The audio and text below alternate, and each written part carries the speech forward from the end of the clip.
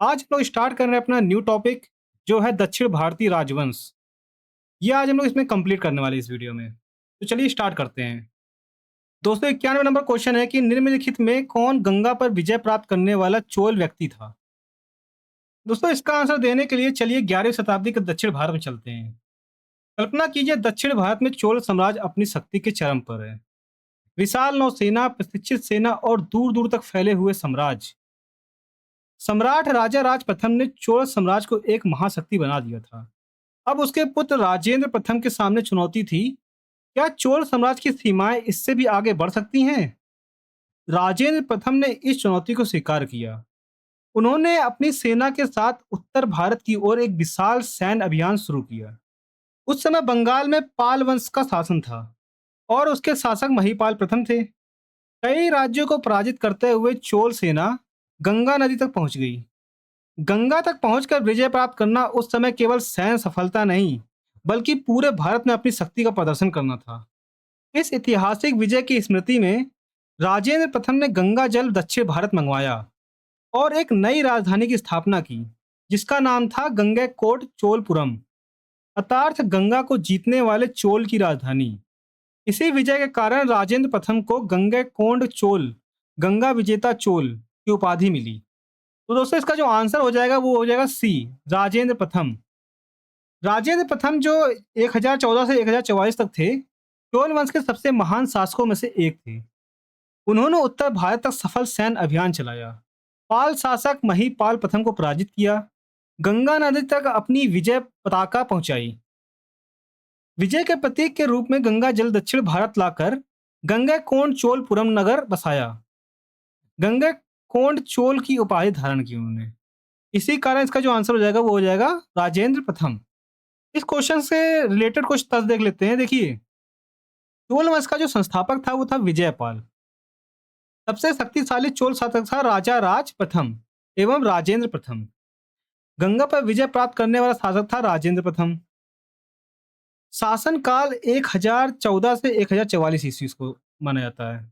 गंगा विजय के बाद मिली उपाधि जो थी वो गंगैकोंड चोल। ओके, इसकी जो नई राजधानी थी वो गंगैकोंड चोलपुरम, और गंगा जल दक्षिण भारत से लाकर राजधानी में प्रतिष्ठित कराया था इसने। राजेंद्र प्रथम ने दक्षिण पूर्व एशिया के श्री विजय साम्राज्य पर भी सफल नौसैनिक अभियान चलाया, जिससे चोल साम्राज्य की समुद्री शक्ति विश्व भर में प्रसिद्ध हुई। चलिए दोस्तों इस क्वेश्चन को हम लोग थोड़ा मेमोराइज कर लेते हैं। कल्पना कीजिए राजेंद्र प्रथम गंगा घाट पर खड़े हैं। वह अपने सैनिकों से कहते हैं, गंगा का जल साथ ले चलो, आज से ये हमारी नई राजधानी का नाम होगा, गंगैकोंड चोलपुरम। तो दोस्तों बस आप लोग ये चीज याद रखिएगा, एक लाइन, राजेंद्र प्रथम, गंगा विजय, गंगैकोंड चोल और गंगाकोंड चोलपुरम। ओके, तो चलिए नेक्स्ट क्वेश्चन चलते हैं हम लोग। दोस्तों 92 नंबर की बात करें तो पल्लव साम्राज्य के राजस्व का मुख्य स्रोत क्या था, जिसका उपयोग उनकी सेना के रख रखाव एवं प्रशासनिक उपयोग के लिए किया जाता था। तो दोस्तों इसका आंसर देने के लिए चलिए पल्लव साम्राज्य के दरबार में चलते हैं। कल्पना कीजिए समय है 7वीं 8वीं शताब्दी का। दक्षिण भारत में पल्लव वंश का शासन और राजधानी कांचीपुरम ज्ञान, व्यापार और भव्य मंदिर का प्रमुख केंद्र बन चुकी थी। राजा के सामने एक बड़ी चुनौती थी, विशाल सेना का खर्च कैसे चले, अधिकारियों का वेतन कहां से लाएं, सड़कें, सिंचाई, मंदिरों का निर्माण किस ढंग से हो। उस समय सरकार के पास आज की तरह इनकम टैक्स, जीएसटी या कॉर्पोरेट टैक्स नहीं थे। राज्य की अधिकांश जनता खेती करती थी, इसलिए पल्लव शासकों को आय का सबसे बड़ा आधार भी भूमि मतलब कृषि की ही थी। उस टाइम किसानों में भूमि पर कर लिया जाता था और इसी धन से सेना का रखरखाव, प्रशासन का संचालन, सिंचाई व्यवस्था, सड़कें और सार्वजनिक निर्माण कार्य चलाए जाते थे। इसी कारण भूमि कर पल्लव साम्राज्य के राजस्व का सबसे बड़ा स्रोत था। तो दोस्तों इसका जो आंसर हो जाएगा वो हो जाएगा बी, भूमि कर। देखिए, पल्लव साम्राज्य एक कृषि प्रधान राज्य था। राज्य की अधिकांश आय भूमि कर से प्राप्त होती थी। इसी राजस्व से सेना का खर्च, अधिकारियों का वेतन, प्रशासनिक व्यवस्था, सार्वजनिक निर्माण तथा सिंचाई परियोजनाएं संचालित की जाती थी। इसलिए जिसका आंसर है वो भूमि कर है। ओके, अब हम लोग थोड़ा इसका कुछ इंपॉर्टेंट तथ्य देख लेते हैं इसके अंदर। देखिए, पल्लव वंश की जो राजधानी थी वो कांचीपुरम थी। मुख्य राजस्व स्रोत जो था वो भूमि कर था। राज्य की अर्थव्यवस्था किस पे आधारित थी? वो थी हमारी कृषि पे। और भूमि कर से प्राप्त धन का उपयोग करते थे वो सेना के रखरखाव में, प्रशासनिक खर्च में, सिंचाई एवं सार्वजनिक निर्माण कार्यों में। दोस्तों देखो, पल्लव शासकों ने अनेक मंदिरों और शैलकृत वास्तुकला का विकास किया, जिसके निर्माण में भी राज्य की आय का महत्वपूर्ण योगदान था। ओके, तो दोस्तों आप थोड़ा मेमोराइज कर लेते हैं इस क्वेश्चन को। कल्पना कीजिए, राजा अपने खजांची से पूछता है कि हमारी सबसे बड़ी कमाई कहाँ से आती है। खजांची खेतों की ओर इशारा करते हुए कहता है कि महाराज, हमारी सेना भी खेतों से चलती है और शासन भी। बस याद रखिए आप लोग, पल्लव मतलब कृषि, भूमि कर सबसे बड़ा राजस्व स्रोत। ओके, ये लाइन याद रखिए। चलिए नेक्स्ट क्वेश्चन चलते हैं हम लोग। Question number 293। देखिए दोस्तों, संगम शब्द निम्नलिखित में से किससे संबंधित है? दोस्तों इसका आंसर देने के लिए लगभग 2000 वर्ष पहले तमिल प्रदेश में चलते हैं। आप कल्पना कीजिए, दक्षिण भारत का प्राचीन नगर मदुरै विद्वानों, कवियों और साहित्यकारों से भरा हुआ है। राजा के दरबार में दूर दूर से कवि अपनी रचना लेकर आते हैं। कोई वीर योद्धाओं की गाथा सुना रहा है, कोई प्रेम, प्रकृति और समाज का सुंदर वर्णन कर रहा है। राजा और विद्वानों की सभा बैठती है और श्रेष्ठ रचनाओं का चयन होता है। उन पर चर्चा होती है और उन्हें सुरक्षित रखा जाता है। इसी महान साहित्यिक सभा को संगम कहा गया। यहीं पर तमिल भाषा के प्राचीन और अमूल्य साहित्य की रचना तथा संरक्षण हुआ, जिसे आज संगम साहित्य के नाम से जाना जाता है। दोस्तों इसका जो आंसर हो जाएगा वो हो जाएगा हमारा तमिल विद्वानों की एक साहित्य सभा, बी आंसर। दोस्तों देखिए, संगम का अर्थ है विद्वानों या कवियों की सभा। इतिहास के अनुसार पांड्य शासकों के संरक्षण में मदुरै में तमिल विद्वानों की साहित्यिक सभाएं आयोजित होती थी। इन सभाओं में कविताओं की रचना, साहित्य का मूल्यांकन, भाषा का विकास तथा सांस्कृतिक परंपराओं का संरक्षण किया जाता था। इसलिए दोस्तों इसका जो आंसर हो जाएगा वो हो जाएगा बी, तमिल विद्वानों की साहित्यिक सभा। दोस्तों अब हम लोग थोड़ा इंपॉर्टेंट तथ्य देख लेते हैं इस क्वेश्चन से रिलेटेड। देखिए, संगम का अर्थ होता है तमिल विद्वानों और कवियों की साहित्यिक सभा। इसका जो मुख्य केंद्र था वो था मदुरै। संरक्षण जिसने दिया था वो था पांडव शासकों द्वारा। संगम साहित्य से हमें जानकारी मिलती है तत्कालिक समाज, राजनीति, अर्थव्यवस्था, व्यापार, संस्कृति, युद्ध, प्रेम और प्रकृति। दोस्तों अगर हम प्रमुख तमिल राजवंश देखें तो चेर, चोल, पांडव। ओके, अगर हम लोग बात करें तोलकाप्पियम संगम काल की सबसे प्राचीन उपलब्ध तमिल व्याकरण और साहित्यिक कृति मानी जाती है। एटिटोकोए और पट्टापट्टू संगम साहित्य के प्रमुख संग्रह हैं। दोस्तों अब इसको थोड़ा मेमोराइज कर लेते हैं। कल्पना कीजिए कि मदुरै के विशाल दरबार में सैकड़ों तमिल कवि बैठे हैं। राजा कहते हैं कि आज संगम की सभा शुरू होती है। जो सबसे श्रेष्ठ कविता होगी वही इतिहास में अमर होगी। बस याद रखिए, संगम मतलब सभा, और सभा तमिल विद्वान, और तमिल विद्वान साहित्यिक सभा। ओके, ये एक लाइन आप बना लीजिए, इसको याद रखिए। चलिए हम लोग नेक्स्ट क्वेश्चन चलते हैं, 294 नंबर। पल्लव राजाओं ने कौन सी उपाधि धारण की ताकि यह दर्शाया जा सके कि उनका शासन धर्मशास्त्रों के सिद्धांतों पर निर्देशित था? दोस्तों इसका आंसर देने के लिए चलिए कांचीपुरम के राज दरबार में चलते हैं। कल्पना कीजिए, समय है 7वीं शताब्दी का। दक्षिण भारत का शक्तिशाली पल्लव समाज अपनी राजधानी कांचीपुरम से संचालित हो रहा था। राज दरबार सजा हुआ है, मंत्री, विद्वान, ब्राह्मण और सेनापति सभी उपस्थित हैं। राजा सिंहासन पर बैठते हैं, लेकिन राजा केवल यह नहीं चाहते कि लोग उन्हें एक शक्तिशाली विजेता माने। वे चाहते हैं कि पूरी प्रजा यह भी समझे कि हमारा शासन केवल तलवार की शक्ति से नहीं, बल्कि धर्म, न्याय के सिद्धांतों पर चलता है।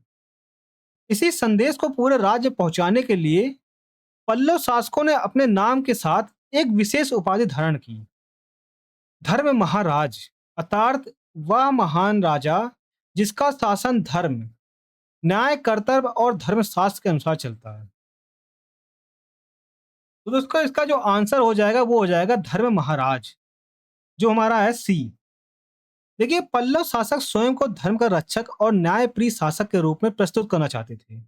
इसी उद्देश्य से उन्होंने धर्म महाराज जैसी उपाधि धारण की। इस उपाधि का आशय था कि राजा धर्मशास्त्रों के सिद्धांतों का पालन करेगा, न्यायपूर्वक शासन करेगा, प्रजा के कल्याण को सर्वोच्च महत्व देगा। इसलिए इसका जो आंसर हो जाएगा दोस्तों वो हो जाएगा धर्म महाराज। जो एग्जाम के लिए इंपॉर्टेंट है वो तथ्य देख लेते हैं। देखिए पल्लव की राजधानी थी वो कांचीपुरम थी। धर्मशास्त्र आधारित शासन का प्रतीक जो था वो धर्म महाराज। पल्लव शासकों का जो उद्देश्य था वो न्यायपूर्ण शासन, धर्म की रक्षा और प्रजा का कल्याण। अगर हम पल्लवों का योगदान की बात करें तो महाबलीपुरम, मामल्लपुरम के शैलकृत मंदिर, कांचीपुरम का संस्कृत विकास और द्रविड़ मंदिर का वास्तुकला विकास, इसको आप याद रख सकते हो। और देखो दोस्तों अगर हम प्रमुख पल्लव शासक की बात करें तो देखिए महेंद्र वर्मन प्रथम थे, नरसिंह वर्मन प्रथम और नंदी वर्मन द्वितीय। ओके, आप इसको ध्यान रख सकते हो। चलिए थोड़ा इस क्वेश्चन को हम लोग मेमोराइज कर लेते हैं। कल्पना कीजिए राजा के मुकुट पर धर्म लिखा हुआ है। प्रजा कहती है कि यह केवल महाराज नहीं, धर्म महाराज है। इनका शासन धर्म के अनुसार चलता है। बस याद रखिए पल्लव, धर्म और धर्म महाराज। ओके, चलिए नेक्स्ट क्वेश्चन चलते हैं हम लोग। नेक्स्ट क्वेश्चन 295 नंबर है कि निम्नलिखित में से कौन सी प्रशासनिक विशेषता पल्लव एवं पांड्य दोनों साम्राज्यों में समान थी। तो दोस्तों इसका आंसर देने के लिए चलिए दक्षिण भारत के एक गांव में चलते हैं। कल्पना कीजिए लगभग 1000 वर्ष पहले दक्षिण भारत का एक गांव। गांव के बीचों बीच एक विशाल बरगद का पेड़ है। उसके नीचे गांव में बुजुर्ग किसान, व्यापारी और विद्वान एकत्र हुए हैं। आज चर्चा हो रही है कि खेतों की सिंचाई कैसे होगी, तालाब की मरम्मत कौन कराएगा, मंदिर की देखभाल कौन करेगा, गांव का कर कैसे एकत्र किया जाएगा। यह कोई आधुनिक पंचायत नहीं थी दोस्तों, यह भी ग्राम सभा जो गांव का प्रशासन स्वयं चलाती थी। दक्षिण भारत के पल्लव और पांड्य दोनों राज्यों में किसी ग्राम सभाओं की महत्वपूर्ण भूमिका थी। इन ग्राम संस्थानों के दो प्रमुख नाम थे, सभा और उर। दोस्तों इसका जो आंसर हो जाएगा वो हो जाएगा श्री। ग्राम सभाओं को सभा एवं उर कहा जाता था। देखिए पल्लव और पांडव दोनों राज्यों में स्थानीय स्वशासन की परंपरा विकसित की थी। ग्राम प्रशासन के लिए दो प्रमुख संस्थाएं थी। सभा मुख्यतः ब्राह्मणों को दान में दिए गए गांव की सभा। इनमें प्रायः ब्राह्मण सदस्य होते थे। भूमि, सिंचाई, मंदिर और शिक्षा जैसे कार्यों का संचालन करती थी। उर समान गांवों, गैर ब्राह्मण बहुल की ग्राम सभा गांव के दैनिक प्रशासन और स्थानीय समस्याओं का समाधान करती थी। इसी कारण सही जो उत्तर है ग्राम सभाओं को सभा और उर कहा जाता था। ओके, चलिए दोस्तों इसको हम थोड़ा तथ्य देख लेते हैं। इसके अंदर देखिए जो सभा होती थी वो ब्रह्मदेव मतलब ब्राह्मण गांव की ग्राम सभा, उर जो होता था वो समान मतलब गैर ब्राह्मण का जो गांव होता था उसकी एक ग्राम सभा, और नगरम जो होता था व्यापारियों और शहरी व्यापारिक संगठनों की संस्था होती थी। पल्लव और पांड्य दोनों राज्यों में स्थानीय स्वशासन विकसित था। ग्राम सभाएं सिंचाई, कर संग्रह, न्याय और सार्वजनिक कार्यों का संचालन करती थी। चलिए दोस्तों इसका थोड़ा मेमोराइज कर लेते हैं क्वेश्चन को। आप कल्पना कीजिए एक गांव में दो बोर्ड लगे हैं, सभा और उर। सभा जो था वो ब्राह्मणों का गांव और उर जो था वो समान गांव था। दोनों मिलकर पूरे गांव का प्रशासन चला रहे थे। बस इतना ध्यान रखिए, सभा मतलब ब्राह्मण गांव, उर मतलब समान गांव।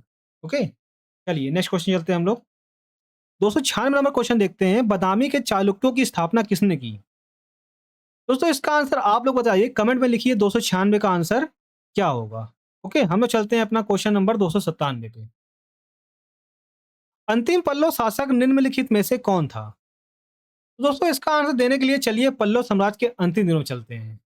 कल्पना कीजिए लगभग 9वीं शताब्दी ईस्वी का दक्षिण भारत। तभी कांचीपुरम से पूरे दक्षिण भारत का प्रभाव रखने वाला पल्लव साम्राज्य आज कमजोर पड़ चुका है। चारों ओर नए शक्तिशाली राजवंश उभर रहे हैं। चोल, पांड्य, राष्ट्रकूट, इनके बीच सत्ता के लिए संघर्ष तेज हो चुका है।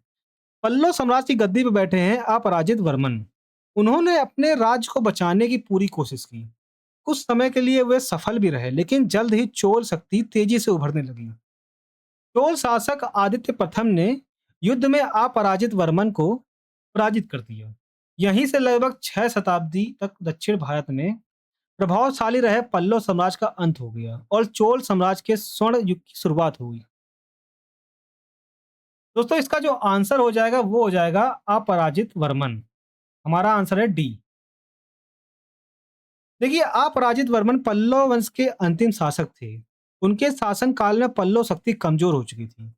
चोल वंश तेजी से उभर रहा था। लगभग 897 ईस्वी में चोल शासक आदित्य प्रथम ने अपराजित वर्मन को युद्ध में पराजित कर दिए। इसके बाद पल्लव साम्राज्य चोल साम्राज्य में विलीन हो गया। इसलिए दोस्तों इसका आंसर जो हो जाएगा अपराजित वर्मन। इसको थोड़ा हम लोग तथ्य देख लेते हैं इस क्वेश्चन के माध्यम से। देखिए, पल्लव वंश की जो राजधानी थी वो कांचीपुरम थी। पल्लव वंश का अंतिम शासक जो था वो अपराजित वर्मन था। अपराजित वर्मन को किसने हराया? वो था चोल शासक आदित्य प्रथम ने। और पल्लव साम्राज्य का अंत जो था वो लगभग 897 ईस्वी मानी जाती है। देखिए, पल्लवों के प्रमुख शासक अगर हम की बात करें तो देखिए जो पहले थे वो सिंह विष्णु थे। फिर महेंद्र महेंद्र वर्मन प्रथम, फिर नरसिंह वर्मन प्रथम, फिर नंदी वर्मन द्वितीय आए, फिर लास्ट में कौन थे? वो हमारे अपराजित वर्मन, लेकिन वो पराजित हो गए थे। तो दोस्तों अब हम लोग बात करते हैं कि पल्लवों की प्रसिद्ध धरोहरें। देखिए, महाबलीपुरम, है ना, मामल्लपुरम और शोर मंदिर, पंचरथ और शैलकृत मंदिर। इसको आप लोग याद रखिए धरोहर के रूप में। अब इसको थोड़ा मेमोराइज कर लेते हैं। कल्पना कीजिए एक विशाल महल का अंतिम दरवाजा बंद होने वाला है। दरवाजे पे केवल एक नाम लिखा है, अपराजित। लेकिन तभी आदित्य प्रथम आता है और युद्ध जीतकर उस दरवाजे को हमेशा के लिए बंद कर देता है। तो दोस्तों बस आप लोग ये याद रखिएगा, पल्लो का अंतिम दरवाजा जो था अपराजित वर्मन था। ओके, चलिए हम लोग नेक्स्ट क्वेश्चन चलते हैं। 298 नंबर। निम्नलिखित में से किस राजवंश के राजाओं ने मालवा, जावा एवं सुमात्रा के राजाओं को हराया? तो दोस्तों इसका आंसर देने के लिए चलिए 11वीं शताब्दी के समुद्र में चलते हैं। कल्पना कीजिए हिंद महासागर की ऊंची ऊंची लहरों के बीच सैकड़ों विशाल जहाज आगे बढ़ रहे हैं। यह कोई व्यापारिक जहाज नहीं है दोस्तों, यह है चोल समाज की शक्तिशाली नौसेना। उस समय समुद्री व्यापार पर नियंत्रण का अर्थ था धन, शक्ति और अंतर्राष्ट्रीय प्रभाव। दक्षिण पूर्व एशिया में श्री विजय नामक साम्राज्य मलाया, सुमात्रा और आसपास के समुद्री मार्गों पर नियंत्रण कर सकता था। चोल सम्राट राजेंद्र प्रथम ने निर्णय लिया, यदि समुद्री व्यापार सुरक्षित रखना है तो इन मार्गों पर अपना प्रभाव स्थापित करना होगा। सन 1025 ईस्वी में उन्होंने एक विशाल नौसैनिक अभियान चलाया। चोल सेना ने श्री विजय साम्राज्य के अनेक बंदरगाहों पर सफल आक्रमण किए और मलाया तथा सुमात्रा क्षेत्र में अपनी सैन्य शक्ति का प्रदर्शन किया। इस विजय ने चोल साम्राज्य को हिंद महासागर की सबसे बड़ी समुद्री शक्ति बना दिया। दोस्तों अगर हम इसके आंसर की बात करें तो इसका आंसर जो होता है वो चोल वंश आएगा। तो हमारा जो आंसर हो जाएगा वो हो जाएगा हमारा डी। देखिए, चोल वंश विशेषकर राजेंद्र प्रथम जो 1014 से 1044 ईस्वी अपनी शक्तिशाली नौसेना के लिए प्रसिद्ध थे। 1025 ईस्वी में राजेंद्र प्रथम ने श्री विजय साम्राज्य के विरुद्ध नौसैनिक अभियान चलाया।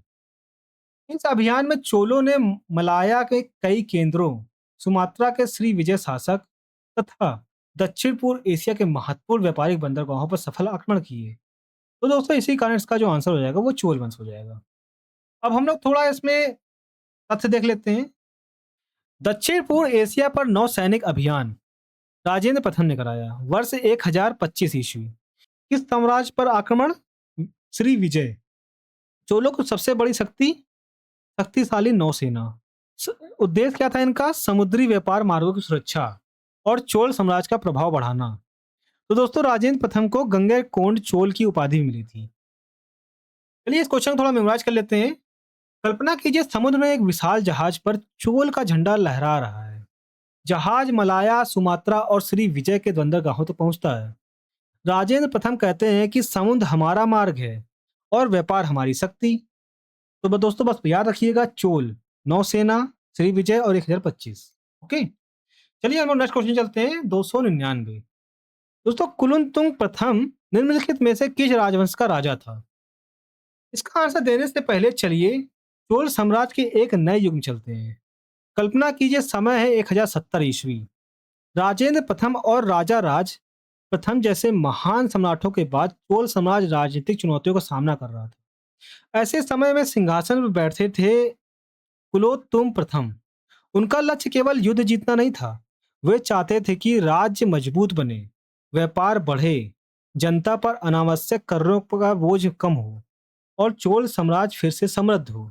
इसी कारण उन्होंने प्रशासनिक सुधार किए और कई करों में छूट दी।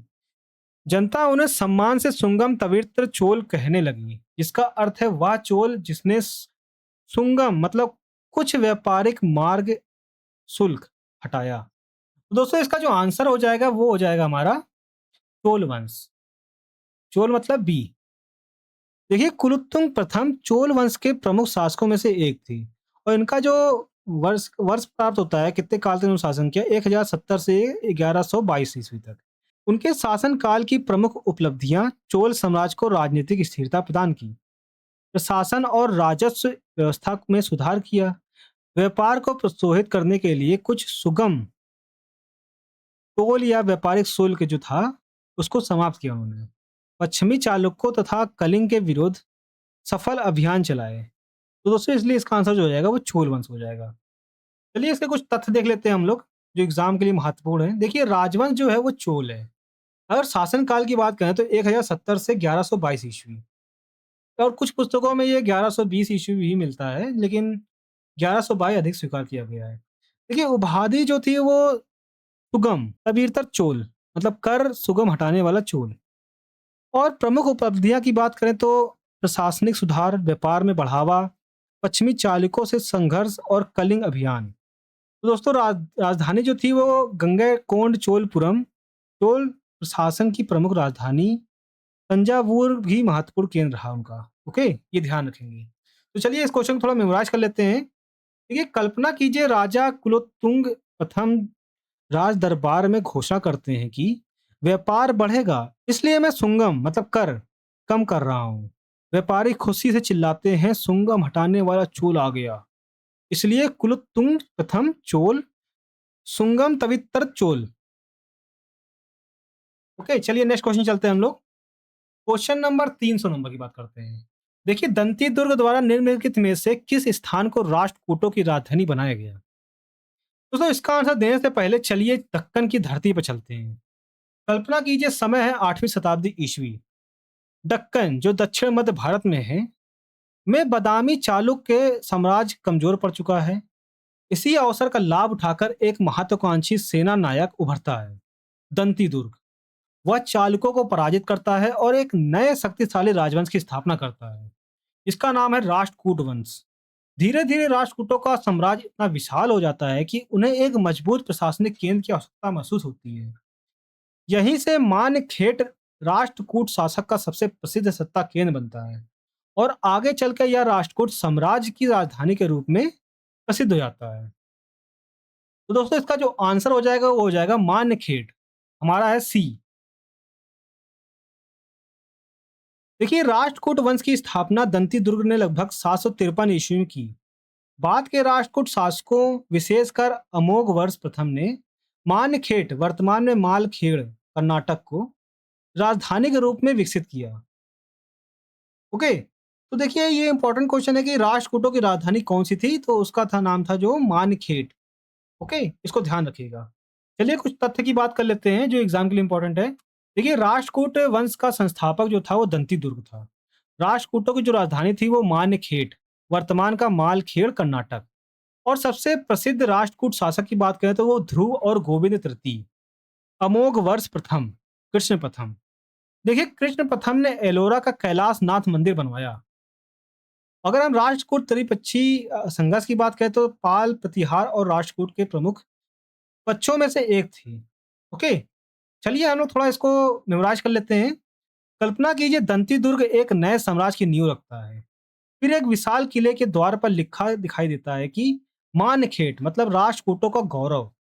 बस आप इतना ध्यान रखिए कि राष्ट्रकूट मानखेट। ओके, चलिए हम नेक्स्ट क्वेश्चन चलते हैं अपने क्वेश्चन नंबर 301 पे। 14वीं शताब्दी की दूसरी तिमाही के दौरान दक्षिण भारत में 3 स्वतंत्र साम्राज्य स्थापित हुए। निम्नलिखित में से कौन सा इनमें शामिल नहीं था। दोस्तों इसका आंसर देने से पहले चलिए हम लोग चलते हैं 14वीं शताब्दी के भारत चलते हैं। कल्पना कीजिए दिल्ली सल्तनत में मोहम्मद बिन तुगलक का शासन है। उन्होंने पूरे भारत पर नियंत्रण स्थापित करने की कोशिश की, लेकिन दक्षिण भारत उनके लिए सबसे बड़ी चुनौती बन गया। एक के बाद एक विद्रोह होने लगे। दोस्तों धीरे धीरे दिल्ली सल्तनत की पकड़ कमजोर पड़ने लगी। यही वह समय था जब दक्षिण भारत में 3 नए स्वतंत्र राज्य उभर कर सामने आए। पहला था माबर सल्तनत, तमिल क्षेत्र में स्थापित हुई। दूसरा था विजयनगर साम्राज्य, जो 1336 ईस्वी में हरिहर और बुक्का ने इसकी स्थापना की। तीसरा था बहमनी सल्तनत, 1347 ईस्वी में अलाउद्दीन हसन अहमद शाह ने इसकी स्थापना की, जिसको हसन गंगू कहा जाता था। लेकिन दौलताबाद कोई नया स्वतंत्र साम्राज्य नहीं था। यह केवल एक महत्वपूर्ण दुर्ग और नगर था, जिस पर पहले दिल्ली सल्तनत और बाद में बहमनी सल्तनत का अधिकार रहा। तो दोस्तों इसलिए इसका आंसर जो हो जाएगा वो हो जाएगा हमारा दौलताबाद। तो दौलताबाद हमारा ए में है, तो ए हमारा आंसर हो जाएगा। देखिए 14वीं शताब्दी की दूसरी तिमाही लगभग 1330 से 1350 ईस्वी की बात करें तो इसमें दक्षिण भारत में 3 प्रमुख स्वतंत्र शक्तियां उभरी। माबर, विजयनगर साम्राज्य और बहमनी सल्तनत। ओके, इन तीनों में दौलताबाद शामिल नहीं था। दौलताबाद एक नगर और किला था, स्वतंत्र समाज नहीं।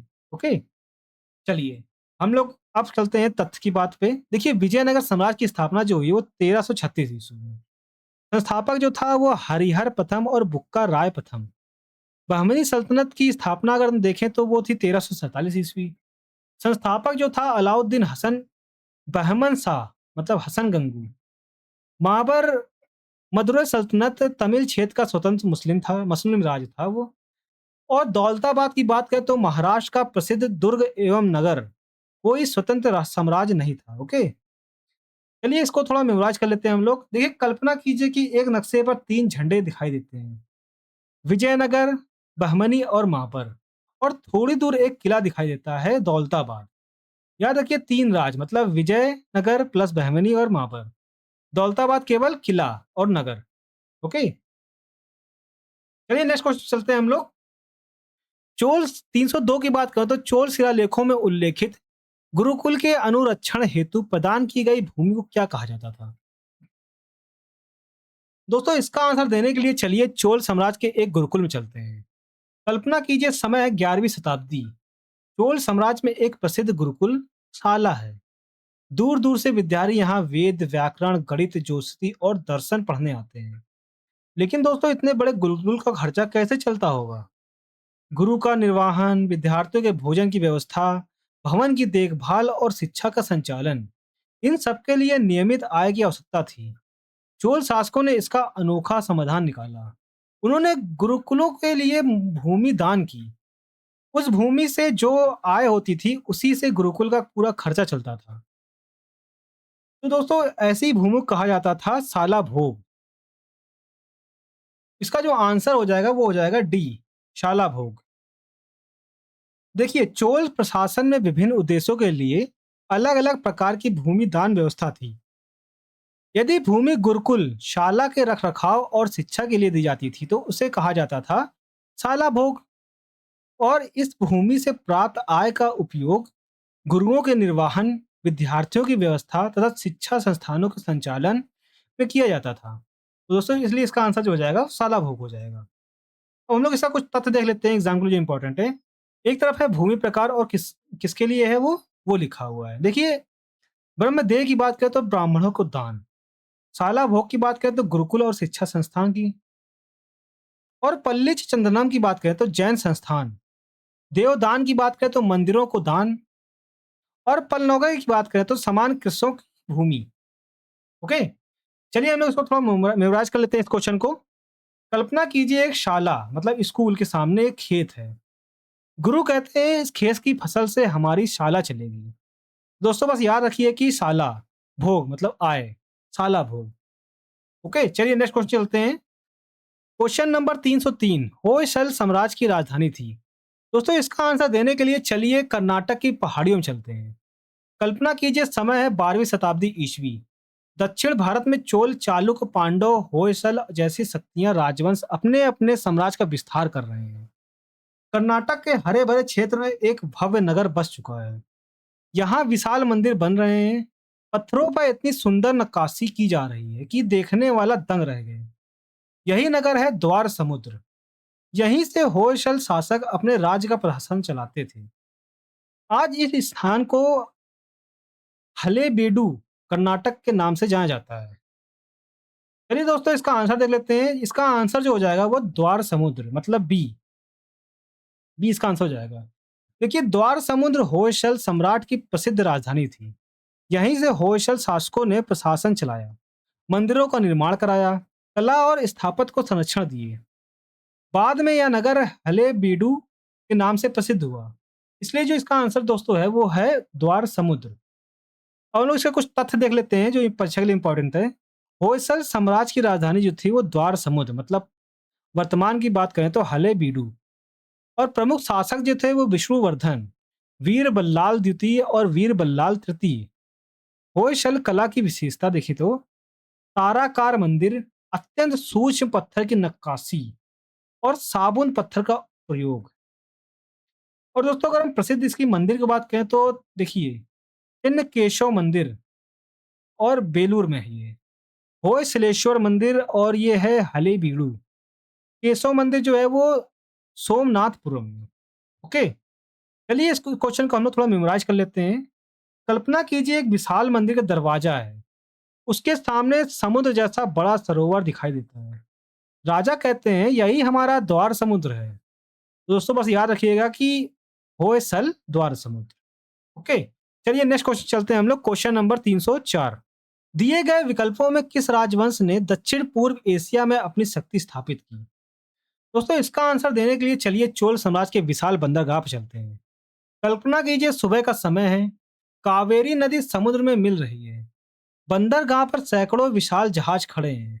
कुछ जहाजों में मसाले, हाथी दांत, रेशमी वस्त्र, सूती कपड़े, कीमती रत्न लोड किए जा रहे हैं। ये जहाज केवल व्यापार के लिए नहीं निकले हैं दोस्तों, इनका उद्देश्य है दक्षिण पूर्व एशिया तक चोल समाज की शक्ति और व्यापारिक प्रभुत्व स्थापित करना। कुछ ही वर्षों में चोल जहाज मलाया, सुमात्रा, श्री विजय और दक्षिण पूर्व एशिया के अनेक बंदरगाहों तक पहुंच जाते हैं। यहीं से चोल साम्राज्य भारत का सबसे प्रसिद्ध समुद्री साम्राज्य बन जाता है। अब हम लोग क्वेश्चन की भी बात करें तो इसका जो आंसर हो जाएगा दोस्तों वो हो जाएगा चोल वंश। हमारा आंसर डी है। देखिए, चोल वंश भारत का सबसे शक्तिशाली नौसैनिक राजवंश माना जाता है, विशेषकर राजा राज प्रथम और राजेंद्र प्रथम के समय। समुद्री व्यापार का विस्तार हुआ इसमें, शक्तिशाली नौसेना विकसित हुई, दक्षिण पूर्व एशिया के साथ राजनीति और व्यापारिक संबंध मजबूत हुए। 1025 ईस्वी में राजेंद्र प्रथम ने त्रिविजय साम्राज्य के विरुद्ध प्रसिद्ध नौसैनिक अभियान चलाया। तो दोस्तों इसलिए इसका आंसर जो हो जाएगा वो हमारा आ जाएगा चोल वंश। ओके, चलिए हम लोग कुछ तथ्य देख लेते हैं। देखिए, भारत के सबसे शक्तिशाली नौसैनिक राजवंश जो थे वो चोल थे। और प्रमुख जो इनका बंदर था वो कावेरी पट्टनम, मतलब पुहार, नागपट्टिनम। और प्रमुख शासक जो थे इसके वो राजा राज प्रथम और राजेंद्र प्रथम। 1025 ईस्वी श्री विजय पर राजेंद्र प्रथम का नौसैनिक अभियान के लिए याद रखा जाता है।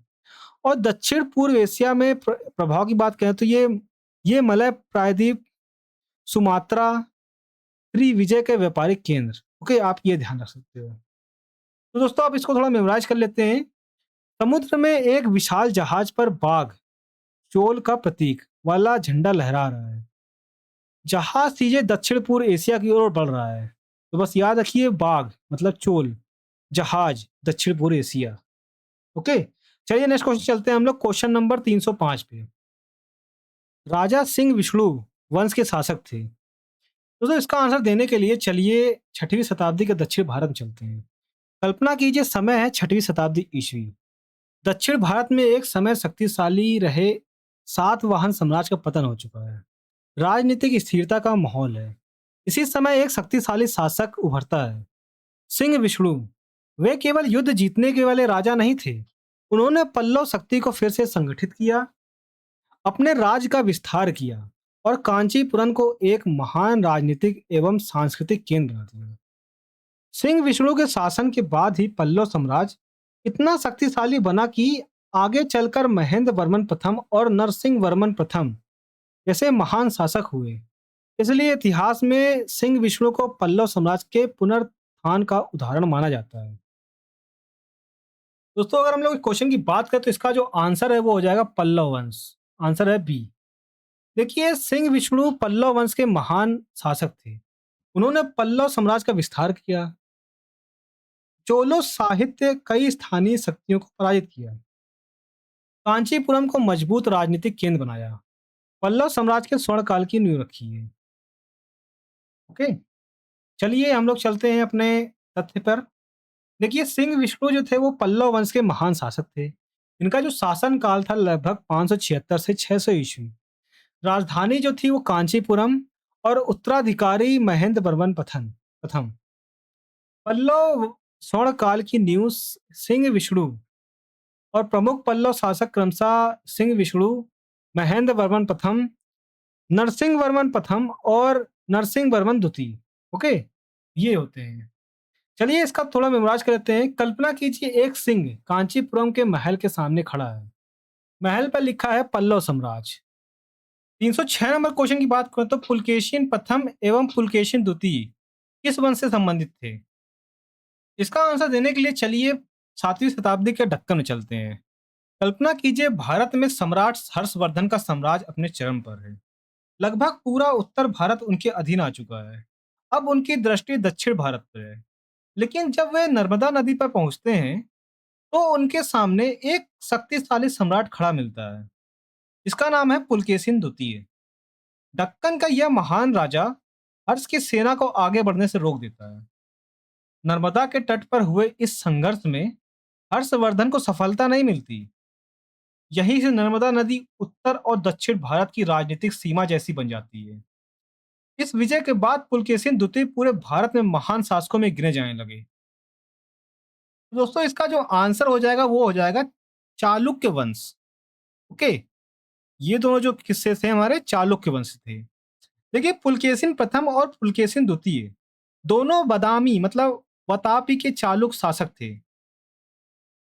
पुलकेशिन प्रथम बदामी को राजधानी बनाया, चालुक्य शक्ति को संगठन किया। पुलकेशिन द्वितीय लगभग 610 से 642 ईस्वी तक जाना जाता है। चालुक्य वंश से सबसे महान शासक था वो। हर्षवर्धन को नर्मदा के तट पर रोका, पल्लवों सहित अनेक राज्यों पर विजय प्राप्त की। उनके दरबार में चीनी यात्री ह्वेंग सांग भी आया था। तो दोस्तों इसीलिए इसका जो आंसर हो जाएगा वो हो जाएगा चालुक्य वंश। ओके, चलिए कुछ तथ्य देख लेते हैं एग्जाम के लिए। देखिए जो वंश था ना वो बदामी मतलब वातापी चालुक्य। राजधानी इनकी जो थी वो वातापी ना बदामी कर्नाटक। सबसे महान शासक जो थे इसके ये पुलकेशिन द्वितीय, इसके उन्होंने भी बात की। और हर्षवर्धन को कहाँ रोका? नर्मदा नदी के तट पर। चीनी यात्री हेंगसांग ने पुलकेशिन द्वितीय के राज्य का वर्णन किया है। और पुलकेशिन द्वितीय को पराजित करने वाला पल्लव शासक नरसिंह वर्मन प्रथम, जिसने बदामी पर अधिकार किया। ओके, ये ध्यान रखेंगे दोस्तों। चलिए इसको थोड़ा मेमोराइज कर लेते हैं। कल्पना कीजिए नर्मदा नदी के किनारे दो राजा आमने सामने खड़े हैं। उत्तर से हर्षवर्धन, दक्षिण से पुलकेशिन द्वितीय। नदी के बीच एक बोर्ड लगा है। यहां से आगे चालुक साम्राज्य शुरू होता है। बस दोस्तों याद रखिए पुलकेशिन, चालुक्य, नर्मदा और हर्ष पर विजय। ओके, चलिए हम लोग नेक्स्ट क्वेश्चन चलते हैं। Question number 307। 7वीं एवं 8वीं शताब्दी में अत्यंत शक्तिशाली हो गए तथा कांची उनकी राजधानी बनी। तो दोस्तों कौन थे? तो दोस्तों इसके आंसर के लिए चलिए 7वीं शताब्दी के कांचीपुरम में चलते हैं। कल्पना कीजिए आप दक्षिण भारत के सबसे समृद्ध नगर कांचीपुरम में खड़े हैं। चारों ओर भव्य मंदिर, विद्वानों की सभाएं एवं व्यापारिक गतिविधियां दिखाई दे रही हैं। यह केवल एक धार्मिक नगर नहीं था, यह उस समय पल्लव साम्राज्य की राजधानी और उत्तर भारत के राजनीतिक शक्ति का केंद्र था। इसी राजधानी से पल्लव शासकों ने पूरे दक्षिण भारत में अपना प्रभाव स्थापित किया। विशेषकर 7वीं और 8वीं शताब्दी में पल्लव साम्राज्य अपने चरम पर पहुंचा। ओके, दोस्तों इसके आंसर की बात करें तो इसका आंसर है पल्लव। ओके, पल्लव 7वीं 8वीं शताब्दी में अत्यंत शक्तिशाली हो गए और कांची में उसकी राजधानी बनाई। तो इसका आंसर ए पल्लव हो जाएगा। देखिए पल्लव वंश 7वीं और 8वीं शताब्दी में दक्षिण भारत का एक अत्यंत शक्तिशाली राजवंश था। इस समय के प्रमुख शासकों में महेंद्र वर्मन प्रथम, नरसिंह वर्मन प्रथम और नरसिंह वर्मन द्वितीय विशेष रूप से प्रसिद्ध हुए थे। इनकी जो राजधानी थी वो कांचीपुरम थी, जो उस समय शिक्षा, धर्म, कला और स्थापत्य का प्रमुख केंद्र था। ओके, तो चलिए इसके कुछ तथ्य देख लेते हैं हम लोग एग्जाम के लिए। देखो राजधानी जो इनकी थी वो कांचीपुरम थी। और महान शासक की बात करें जैसे हम लोगों ने अभी देखा सिंह विष्णु, महेंद्र वर्मन प्रथम, और नरसिंह वर्मन प्रथम और नरसिंह वर्मन द्वितीय। ओके। और ये महाबलीपुरम का विकास जो वो किसने किया था, वो नरसिंह वर्मन प्रथम ने किया था। शोर मंदिर जो इसने बनवाया था वो था नरसिंह वर्मन द्वितीय ने। कैलाशनाथ मंदिर जो कांचीपुरम में है उस किससे संबंधित है, वो नरसिंह वर्मन द्वितीय से संबंधित है। ओके, इसको हम लोग राज सिंह बोलते हैं। तो चलिए थोड़ा इसको क्वेश्चन को हम लोग मेमोराइज कर लेते हैं। तो ये कल्पना कीजिए कांचीपुरम में विशाल द्वार पर लिखा है पल्लव साम्राज्य में आपका स्वागत है। बस याद रखिए पल्लव अगर आए तो कांचीपुरम। चलिए हम लोग नेक्स्ट क्वेश्चन चलते हैं। देखिए 308 नंबर की बात करें तो कांचीपुरम की राजधानी थी। कांचीपुरम किसकी राजधानी थी? इसका आंसर आप लोग बताइए कमेंट में, 308 लिखिएगा और इसका आंसर बताइएगा। देखिए पांड्य वंश की राजधानी थी, ये भी उन्होंने पीछे देख चुके हैं। तो दोस्तों इसका भी आंसर आप लोग बताइए कि इसका 309, 308 और 309 का आंसर क्या होगा। ये आप लोग कमेंट में बताइएगा कि इसका आंसर क्या होगा। चलिए हम लोग क्वेश्चन नंबर 310 चलते हैं। ने मदुरै के आसपास के क्षेत्र पर शासन किया तथा 13वीं शताब्दी में सर्वोच्चता प्राप्त की। तो दोस्तों इसका आंसर देने के लिए चलिए 13वीं शताब्दी के मदुरै चलते हैं सीधे। कल्पना कीजिए आप दक्षिण भारत के एक समृद्ध नगर मदुरै में खड़े हैं। चारों ओर विशाल मंदिर, व्यस्त बाजार और विदेशी व्यापारियों की भीड़ दिखाई दे रही है। अरब, श्रीलंका और दक्षिण पूर्व एशिया से व्यापारी यहाँ मोती, मसाले और वस्त्र खरीदने आते हैं। यह केवल नगर नहीं था, बल्कि पांड्य साम्राज्य की राजधानी और दक्षिण भारत की सबसे शक्तिशाली राजधानियों में से एक था। 13वीं शताब्दी तक पांड्य शासकों ने चोलों की शक्ति को पीछे छोड़ दिया, व्यापार पर नियंत्रण स्थापित किया और दक्षिण भारत की सबसे प्रभावशाली शक्ति बन गए। इसी कारण इतिहास में कहा जाता है कि 13वीं शताब्दी पांड्य साम्राज्य के उत्कर्ष का काल है था। इस कारण इतिहास में कहा जाता है कि 13वीं शताब्दी पांड्य साम्राज्य के उत्कर्ष का काल था। तो दोस्तों इसका जो आंसर हो जाएगा वो हो जाएगा हमारा पांड्य। Okay, D. देखिए पांड्य वंश का प्रमुख केंद्र मदुरै था, विशेषकर 13वीं शताब्दी में। वाटवर्मन सुंदर पांड्य प्रथम, मरवर्मन कुलशेखर पांड्य जैसे शक्तिशाली शासकों के समय पांड्य साम्राज्य अपने चरम पर पहुंचा। उस समय समुद्री व्यापार खूब बढ़ा उनका, श्रीलंका तक प्रभाव स्थापित हुआ और दक्षिण भारत में पांड्य का प्रभुत्व बढ़ा। ओके, तो इसका आंसर पांड्य हो जाएगा। दोस्तों चलिए कुछ तथ्य देख लेते हैं हम लोग। देखिए पांड्य वंश की राजधानी जो थी वो मदुरै थी। उत्कर्ष काल जो है 13वीं शताब्दी था। प्रमुख जो इसके शासक थे वाटवर्मन सुंदर पांड्य प्रथम, मरवर्मन कुलशेखर पांड्य। और प्रमुख व्यापार जो था वो मोती, मसाले और समुद्र व्यापार। प्रमुख मंदिर जो था वो मीनाक्षी अम्मन मंदिर। ओके, वर्तमान स्वरूप का अधिकांश भाग नायक काल का है, पर मदुरै प्राचीन काल के पांडवों का प्रमुख धार्मिक केंद्र था। ये ध्यान रखिए। तो चलिए दोस्तों इसको क्वेश्चन को हम लोग मेमोराइज कर लेते हैं। अब कल्पना कीजिए मदुरै के राजमहल पर मछली, पांड्य वंश का राज चिन्ह वाला झंडा लहरा रहा है। राजा घोषणा करता है कि मदुरै ही पांड्य साम्राज्य का हृदय है। ओके, बस याद रखिए मदुरै पांड्य। चलिए नेक्स्ट क्वेश्चन चलते हैं 311 नंबर। पूर्व चोल राजाओं में से किसे सबसे महान माना जाता है? तो चलिए दोस्तों इसका आंसर देने के लिए चलते हैं हम लोग संगम काल के चोल सम्राट में चलते हैं। कल्पना कीजिए समय है संगम काल। दक्षिण भारत में 3 शक्तिशाली राजवंश है, चोल, चेर, पांड्य। इन तीनों के बीच लगातार संघर्ष चल रहा है। इसी समय चोल वंश में एक महान योद्धा राजा उदय होता है, करिकाल चोल। उन्होंने केवल युद्ध ही नहीं जीते, बल्कि चोल राज्य को इतना शक्तिशाली बनाया कि आगे चलकर यही वंश दक्षिण भारत का सबसे महान समुद्री साम्राज्य बना। करिकाल ने अपने शत्रुओं को पराजित किया, सिंचाई की व्यवस्था मजबूत की और व्यापार को बढ़ावा दिया। इसी कारण उन्हें प्रारंभिक संगमकालीन चोलों का सबसे महान शासक माना जाता है। तो दोस्तों इसका जो आंसर हो जाएगा वो हो जाएगा करिकाल, सी। ओके, एक करिकाल चोल प्रारंभिक चोल वंश के सबसे प्रसिद्ध और शक्तिशाली शासक थे। उनकी प्रमुख उपलब्धियां थी वेन्नी के युद्ध में चेर, पांड्य और अन्य विरोधी राजाओं को पराजित किया। देखिए ग्रैंड एनिकट मतलब कल्लनई बांध पर निर्माण कराया, जो कावेरी नदी पर बना विश्व के प्राचीन कार्यरत बांधों में से एक है। कृषि और सिंचाई को बढ़ावा दिया, समुद्री व्यापार को प्रोत्साहित किया। तो दोस्तों इसलिए इसका आंसर जो हो जाएगा वो करिकाल है। तो चलिए कुछ तथ्य देख लेते हैं हम लोग एग्जाम में आए हुए। देखिए प्रारंभिक चोलों का सबसे महान शासक जो था वो करिकाल चोल था और प्रसिद्ध युद्ध जो था वो विन्नी का युद्ध। महानिर्माण जो था वो कलनई बांध था। कावेरी नदी पर सिंचाई व्यवस्था विकास और संगम साहित्य में करी काल का उल्लेख मिलता है। ओके, इतना ध्यान रखिएगा। चलिए इस क्वेश्चन को थोड़ा मेमोराइज कर लेते हैं। आप कल्पना कीजिए कि कावेरी नदी पर एक विशाल बांध बना है। उस पर बाघ चोल का प्रतीक बैठा है और राजा कहता है कि मैं करिकाल चोलों का महाराजा हूं।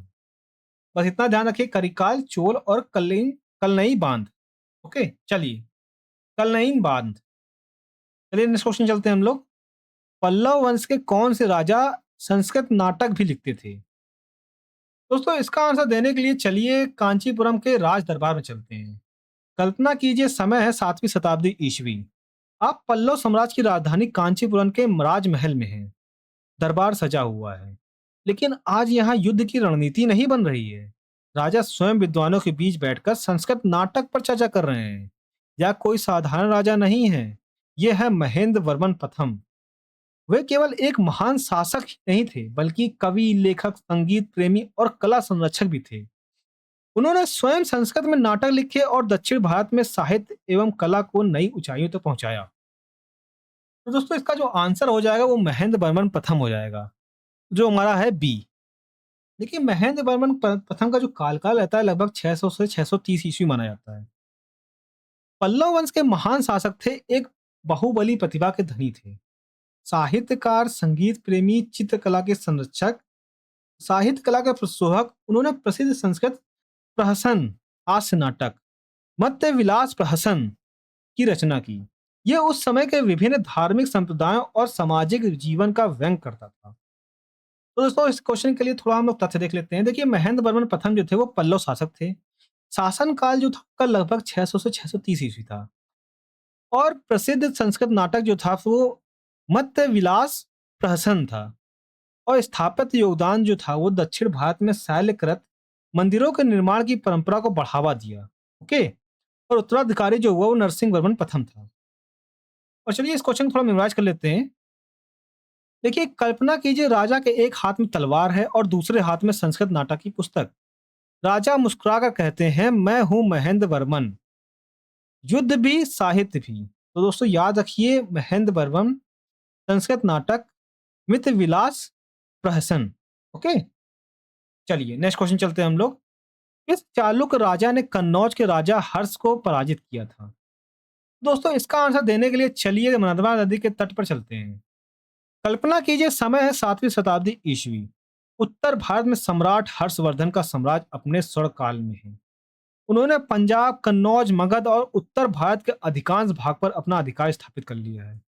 अब उनकी सेना दक्षिण की ओर बढ़ती है, जैसे ही वो नर्मदा नदी जैसे ही वे नर्मदा नदी के तट पर पहुंचते हैं, सामने दक्कन का एक शक्तिशाली सम्राट खड़ा मिलता है, पुलकेशिन द्वितीय। दोनों महाशक्तियों के बीच भीषण संघर्ष होता है। युद्ध के बाद हर्षवर्धन दक्षिण भारत में आगे नहीं बढ़ पाते। पुलकेशिन द्वितीय यही विजय भारतीय इतिहास के सबसे प्रसिद्ध राजनीतिक घटनाओं में से एक मानी जाती है। तो दोस्तों इसका जो आंसर हो जाएगा वो पुलकेशिन द्वितीय। ओके, जो हमारा है सी। देखिए पुलकेशिन द्वितीय लगभग 610 से 642 ईस्वी तक माने जाते हैं। बादामी चालुक्य वंश के सबसे महान शासक थे। उन्होंने अपने साम्राज्य का विस्तार किया, दक्षिण भारत के अनेक राज्यों को पराजित किया, नर्मदा नदी के तट पर हर्षवर्धन की दक्षिण की ओर बढ़ती शक्ति को रोक दिया। इसी विजय के कारण पुलकेशिन द्वितीय की ख्याति पूरे भारत में फैल गई। इस घटना का उल्लेख ऐहोल प्रशस्ति में मिलता है, जिसे उनके दरबारी कवि रवि कीर्ति ने लिखा था। ओके, तो चलिए इसे कुछ तथ्य देख लेते हैं। देखिए हर्षवर्धन को किसने रोका? तो पुलकेशिन द्वितीय थे। युद्ध कहाँ हुआ था? नर्मदा नदी के तट पर। वंश कौन था? बादामी चालुक्य। राजधानी क्या थी? वातापी। ओके, ऐहोल प्रशस्ति किसने लिखी थी? वो रवि कीर्ति ने, लेखक थे उसके। चलिए इस क्वेश्चन को थोड़ा मेमोराइज कर लेते हैं। एक कल्पना कीजिए नर्मदा नदी के बीच पर रेखा खींची हुई है। उत्तर की ओर हर्षवर्धन खड़े हैं, दक्षिण की ओर पुलकेशिन द्वितीय हैं। पुलकेशिन कहते हैं यहीं तक, इसके आगे चालुक्य साम्राज्य है। ओके, याद रखिए नर्मदा हर्ष रुके, पुलकेशिन द्वितीय जीते। चलिए नेक्स्ट क्वेश्चन चलते हैं हम लोग, क्वेश्चन नंबर 314। देखिए चोल राजवंश का अंतिम शासक कौन था? तो दोस्तों इसका आंसर देने के लिए चलिए चोल साम्राज्य के अंतिम दिनों में चलते हैं। कल्पना कीजिए एक समय था जब चोलों का विशाल नौसैनिक बेड़ा श्रीलंका, मलाया, सुमात्रा और दक्षिण पूर्व एशिया तक अपनी शक्ति का प्रदर्शन करता था। राजराज प्रथम और राजेंद्र प्रथम के समय चोल साम्राज्य अपनी महानता के शिखर पर था। लेकिन समय बदलता है, पांड्य शक्ति फिर से उभरती है। होयसल और अन्य दक्षिण भारतीय राज्यों का दबाव बढ़ता है। धीरे धीरे चोल साम्राज्य कमजोर होने लगता है। अंततः सिंहासन पर बैठते हैं राजेंद्र चोल तृतीय। वो चोल वंश के अंतिम शासक माने जाते हैं। उनके बाद दक्षिण भारत में चोलों का स्वतंत्र राजनीतिक प्रभुत्व समाप्त हो जाता है। तो दोस्तों इसका जो आंसर हो जाएगा वो हो जाएगा राजेंद्र चोल। ओके, राजेंद्र चोल तृतीय, बी आंसर हो जाएगा। देखिए, राजेंद्र चोल तृतीय चोल राजवंश के अंतिम स्वतंत्र शासक थे। उनके शासन काल तक पांड्य वंश अत्यंत शक्तिशाली हो चुका था। चोल साम्राज्य का अधिकांश क्षेत्र हाथ से निकल चुका था। अंततः 13वीं शताब्दी के उत्तरार्ध में चोल सत्ता का अंत हो गया। ओके, चलिए इसका थोड़ा हम लोग तथ्य देख लेते हैं। देखिए, मध्यकालीन चोल वंश का संस्थापक जो था वो विजय चोल था। अंतिम शासक जो था वो राजेंद्र चोल तृतीय थे। प्रमुख राजधानी की बात करें तो चंजावूर, बाद में गंगैकोंड चोलपुरम। चोल साम्राज्य का पतन जो माना जाता है वो 13वीं शताब्दी में पांड्य शक्ति के उदय के साथ। ओके, चलिए हम लोग इसका थोड़ा मेमोराइज कर लेते हैं। कल्पना कीजिए एक विशाल चोल महल का दरवाजा बंद हो रहा है। दरवाजे पर अंतिम राजा खड़े हैं, राजेंद्र चोल। वे कहते हैं यही चोल साम्राज्य का अंतिम अध्याय समाप्त होता है। शुरुआत किससे? विजयालय चोल। अंत किससे? राजेंद्र चोल तृतीय। ओके, चलिए नेक्स्ट क्वेश्चन चलते हैं। किस चोल राजा ने मालवी द्वीप पर विजय प्राप्त की थी? तो दोस्तों इसका आंसर देने के लिए चलिए हिंद महासागर की ओर चलते हैं। कल्पना कीजिए समय है 10वीं शताब्दी का अंत। हिंद महासागर में चोल साम्राज्य का विशाल नौसैनिक बेड़ा आगे बढ़ रहा है। सैकड़ों युद्धपोत समुद्र की लहरों को चीरते हुए आगे बढ़ रहे हैं। उनका लक्ष्य केवल व्यापार नहीं बल्कि समुद्र पर अपना प्रभुत्व स्थापित करना है। इन जहाजों का नेतृत्व कर रहे हैं राजा राज प्रथम। उन्होंने अपनी शक्तिशाली नौसेना के बल पर मालदीव द्वीपों पर अधिकार स्थापित किया। यही वह घटना थी जिसने चोलों को भारत का सबसे शक्तिशाली समुद्री साम्राज्य बना दिया। तो आंसर हो जाएगा बी। देखिए, राजराज प्रथम जो थे वो 985 से 1014 माने जाते हैं। चोल वंश के सबसे महान शासकों में से एक थे। उन्होंने चेर पांड्य राज्यों को पराजित किया, उत्तरी श्रीलंका पर अधिकार किया, मालदीव के द्वीपों पर समुद्री विजय प्राप्त की, चोल नौसेना को अत्यंत शक्तिशाली बनाया और इसीलिए इसका जो आंसर है वो राज प्रथम था। चलिए इसके कुछ तथ्य देख लेते हैं। देखिए, मालदीव पर विजय किसने की? राजराज प्रथम। शासनकाल कितना था? 985 से 1014 ईस्वी। राजधानी क्या थी? वो तंजावुर। महान निर्माण जो था वो बृहदेश्वर मंदिर ना, राजराजेश्वर मंदिर तंजावुर। उत्तराधिकारी जो थे राजेंद्र प्रथम थे। चलिए इसका थोड़ा हम लोग मेमोराइज कर लेते हैं इस क्वेश्चन को। कल्पना कीजिए समुद्र में एक विशाल जहाज चल रहा है। उसके ऊपर लिखा है राजराज प्रथम। जहाज सीधे मालदीव पहुंचता है और वहां चोलों का बाग वाला ध्वज फहरा देता है। बस याद रखिए, राजराज प्रथम, मालदीव विजय, शक्तिशाली नौसेना। दोस्तों इस पे थोड़ा हम लोग इंपॉर्टेंट फैक्ट देख लेते हैं। कुछ मतलब एग्जाम के लिए इंपॉर्टेंट चीज देख लेते हैं इस क्वेश्चन में। देखिए, राजराम प्रथम से जुड़े 5 तत्व एक साथ याद रखिए। शासन काल जो था वो 585 से 1014 ईस्वी। मालदीव विजय जो था वो राजराज प्रथम ने किया। बृहदेश्वर मंदिर जो का निर्माण जो था वो राजराज प्रथम। उत्तराधिकारी जो थे वो राजेंद्र प्रथम और राज चिन्ह था वो बाघ था। ओके, एक और महत्वपूर्ण चीज याद रखिए, राजराज प्रथम जो थे वो मालदीव और श्रीलंका पर विजय, है ना, बृहदेश्वर मंदिर। राजेंद्र प्रथम जो थे वो गंगा अभियान और दक्षिण पूर्व एशिया पर नौसैनिक अभियान। उनकी राजधानी जो थी वो गंगैकोंड चोलपुरम थी, है ना, उसकी स्थापना की थी उन्होंने। तो चलिए हम लोग नेक्स्ट क्वेश्चन चलते हैं। प्रारंभिक चेर राजाओं ने किन राज्यों पर शासन किया था? तो दोस्तों इसका आंसर देने के लिए चलिए संगम काल के पश्चिमी तट पर चलते हैं। कल्पना कीजिए आप भारत के पश्चिमी समुद्री तट पर खड़े हैं। चारों ओर काली मिर्च की खुशबू फैली हुई है। बंदरगाहों पर रोमन व्यापारी अपने जहाजों से सोना, चांदी, शराब लेकर आए हैं। बदले में भारत से काली मिर्च, इलायची, हाथी दांत, मोती लेकर लौट रहे हैं। यह क्षेत्र किसी साधारण राज का नहीं बल्कि चेर वंश का है। चेर शासकों ने आज के केरल तथा पश्चिमी तमिलनाडु के बड़े भाग पर शासन किया और समुद्री व्यापार से अपार समृद्धि प्राप्त की। तो दोस्तों इसका जो आंसर हो जाएगा वो हो जाएगा तमिलनाडु एवं केरल। आंसर होगा ए। देखिए, चेर वंश संगम काल के 3 प्रमुख राजवंशों में से एक था। इसका शासन मुख्य रूप से वर्तमान केरल, पश्चिमी तमिलनाडु में फैला हुआ था। चेरों की समृद्धि का सबसे बड़ा कारण था अरब सागर के माध्यम से रोम तथा पश्चिमी देशों के साथ समुद्री व्यापार। ओके, चलिए इसका थोड़ा तथ्य देख लेते हैं। देखिए, चेर वंश का जो क्षेत्र था वो केरल, पश्चिमी तमिलनाडु, संगम काल के तीन प्रमुख राजवंश जो थे वो चेर, चोल, पांड्य थे। प्रमुख व्यापार जो था वो काली मिर्च, मसाले और हाथीदांत का था। रोमन व्यापार की बात करें तो चेरों की समृद्धि का प्रमुख आधार था ये। ओके, तो चलिए दोस्तों इसको क्वेश्चन को मेमोराइज कर लेते हैं। देखिए, कल्पना कीजिए केरल के समुद्री तट पर एक राजा धनुष लेकर खड़ा है। पीछे मसालों से भरे जहाज खड़े हैं। राजा कहता है मैं चेर हूँ, मसालों का राजा। बस इतना ध्यान रखिए। चलिए दोस्तों, अब थोड़ा हम लोग एग्जाम में महत्वपूर्ण तथ्य देख लेते हैं। देखिए, संगम काल में तीनों राजवंशों को एक साथ हम लोग पढ़ते हैं। देखिए, अगर हम राजवंश की बात करें चेर, इनका जो प्रमुख क्षेत्र था वो केरल था और पश्चिमी तमिलनाडु था। और राजधानी क्या थी वो वंजी। ओके, चोल जो थे उनका प्रमुख क्षेत्र था कावेरी घाटी और उनका राजधानी थी वो पुहार, उरैयूर। ओके, पांडे जो थे उनकी जो प्रमुख क्षेत्र था वो दक्षिणी तमिलनाडु और राजधानी थी वो मदुरै। तो दोस्तों 317 नंबर की बात करें तो किस भारतीय राजा ने पूर्वी एशिया के कुछ भागों को जीतने के लिए नौसैनिक शक्ति का उपयोग किया था? तो इसका आंसर देने के लिए चलिए 11वीं शताब्दी के हिंद महासागर चलते हैं। कल्पना कीजिए समुद्र में सैकड़ों विशाल चोल युद्धपोत आगे बढ़ रहे हैं। इनका लक्ष्य केवल व्यापार करना नहीं, बल्कि समुद्री मार्गों पर अपना नियंत्रण स्थापित करना है।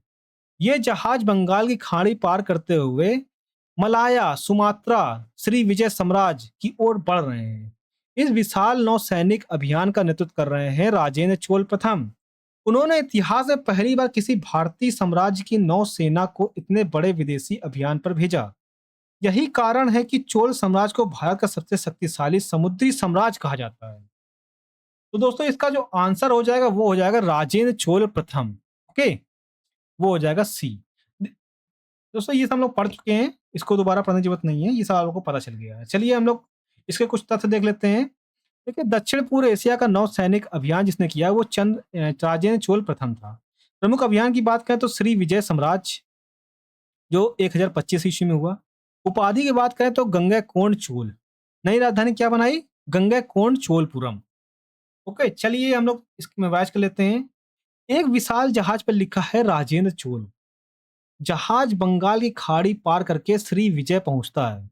राजा घोषणा करता है कि समुद्र भी अब चोलों का मार्ग है। ओके, बस इतना ध्यान रखिए। चलिए दोस्तों, अब हम लोग इस पे थोड़ा इंपॉर्टेंट चीज देख लेते हैं। देखिए, राजेंद्र चोल प्रथम से जुड़े 5 महत्वपूर्ण तथ्य देखते हैं। पिता जो थे इनके थे वो राजराज प्रथम थे। उपाधि इन्होंने जो धारण की वो गंगा कोंड चोल था। राजधानी जो बनी वो गंगा कोंड चोलपुरम। नौसैनिक अभियान जो था वो श्री विजय मतलब 1025 ईस्वी में। गंगा अभियान क्या था? गंगा जल लाकर नई दिल्ली पर अभिषेक कराया। ओके, अगर हम बात करें राजा राज प्रथम की तो मालदीव, श्रीलंका और बृहदेश्वर मंदिर इनसे संबंधित है। और राजेंद्र प्रथम की बात करें तो गंगा अभियान, श्री विजय पर नौसैनिक आक्रमण और गंगा गंगा कोंड चोलपुरम। ओके, ये ध्यान रखेंगे। तो दोस्तों ये चैप्टर यहीं खत्म होता है। आई होप आप लोग को स्टोरी के माध्यम से ये पीवाईक्यू सेशन बहुत इंटरेस्टिंग लग रहे होंगे। अगर दोस्तों आप मुझे सपोर्ट करना चाहते हैं तो प्लीज चैनल को सब्सक्राइब कर लीजिएगा। इस वीडियो को लाइक करके इसको शेयर कर दीजिएगा, जिससे क्या होगा कि मुझे थोड़ा मोटिवेशन मिलेगा। और कमेंट बताइए कि क्या आप लोग को इस लेक्चर से काफी कुछ सीखने को मिल रहा है। अगर आप लोग काफी कुछ सीखने को मिल रहा है तो प्लीज कमेंट बताइएगा, जिससे मुझे थोड़ा मोटिवेशन मिलता है और मैं थोड़ी और मेहनत करके और अच्छा कंटेंट बनाने की कोशिश करूंगा। तो दोस्तों आज के लिए इतना ही। मिलते हैं कल न्यू टॉपिक के साथ। Thank you.